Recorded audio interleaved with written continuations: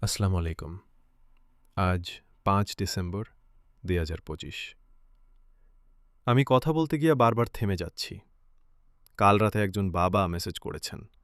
তিনি লিখেছেন, আমার মেয়ে ব্যাঙ্গালোরে। আমার নাতনির বয়স এখন ২ বছর ৭ মাস। আমি কখনো তাকে কোলে নিইনি। আজ আইভ্যাক থেকে খালি হাতে ফিরেছি। ট্যুরিস্ট ভিসা বন্ধ। আমি উত্তর দিতে পারিনি। শুধু চোখের পানি পড়ছিল। আজ থেকে বাংলাদেশি পাসপোর্টে ভারতের ট্যুরিস্ট ভিসা সম্পূর্ণভাবে বন্ধ। ই-ভিসা নেই, রেগুলার ট্যুরিস্ট ভিসাও নেই। আইভ্যাক ওয়েবসাইটে ট্যুরিস্ট ক্যাটাগরি আর নেই।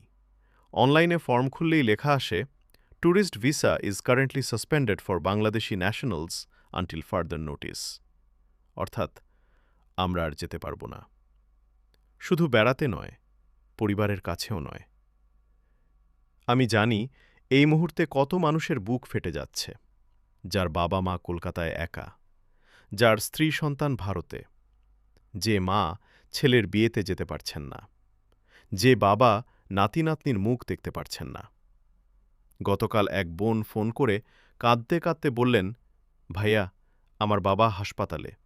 আমি শুধু ট্যুরিস্ট ভিসা দিয়েই যেতাম, এখন সেই পথও বন্ধ।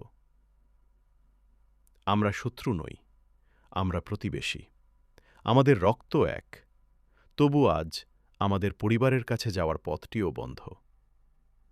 একদিন এই দরজা আবার খুলবে, আর সেদিন আমরা হাজার হাজার মানুষ একসঙ্গে যাব।